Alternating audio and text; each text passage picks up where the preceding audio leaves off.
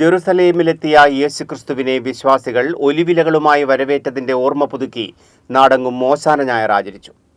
കോട്ടയം ജില്ലയിലെ വിവിധ ദേവാലയങ്ങളിൽ നടന്ന പ്രത്യേക പ്രാർത്ഥനാ ശുശ്രൂഷകളിൽ വിവിധ മതമേലധ്യക്ഷന്മാർ കാർമ്മികത്വം വഹിച്ചു. ഓശാന ഞായർ ആചരണത്തോടെ ദേവാലയങ്ങളിൽ വിശുദ്ധവാര തിരുക്കർമ്മങ്ങൾക്കും തുടക്കമായി.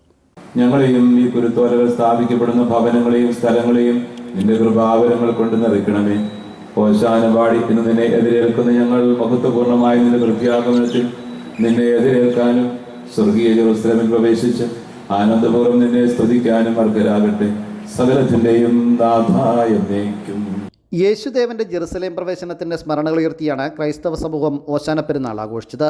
ഒലിവ് ചില്ലകളും പൂക്കളും വഴിയിൽ വിതറി ജനം ജെറുസലേമിലേക്ക് യേശുദേവനെ വരവേറ്റതിന്റെ പ്രതീകമായി ദേവാലയങ്ങളിൽ ഓശാന ദിനത്തിൽ കുരുത്തോള പെരുന്നാൾ ആചരണം നടന്നു.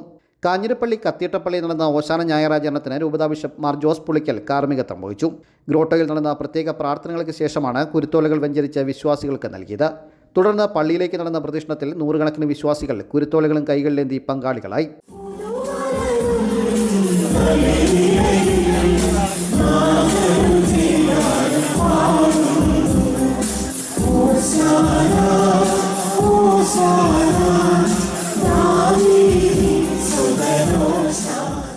ചങ്ങനാശ്ശേരി മെത്രോപൊലിത്തൻ പള്ളിയിലെ ചടങ്ങുകൾക്ക് ആർച്ച് ബിഷപ്പ് മാർ തോമസ് തറയിൽ മുഖ്യ കാർമ്മികത്വം വഹിച്ചു.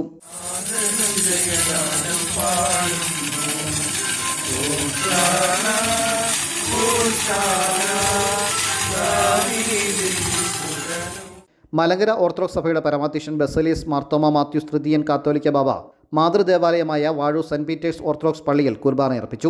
ഉയിർപ്പ് തിരുനാൾ വരെ മാതൃദേവാലയത്തിൽ തങ്ങുന്ന കാത്തോലിക്ക ബാബ പീഡാനുഭവ ശുശ്രൂഷകൾക്കടക്കം കാർമ്മികത്വം വഹിക്കും. യാക്കോബായ സഭ ശ്രേഷ്ഠ കാത്തോലിക്ക ബാബ ബസേലിയസ് ജോസഫ് മണർകാട് പള്ളിയിലെ തിരുക്കർമ്മങ്ങൾക്ക് നേതൃത്വം വഹിച്ചു.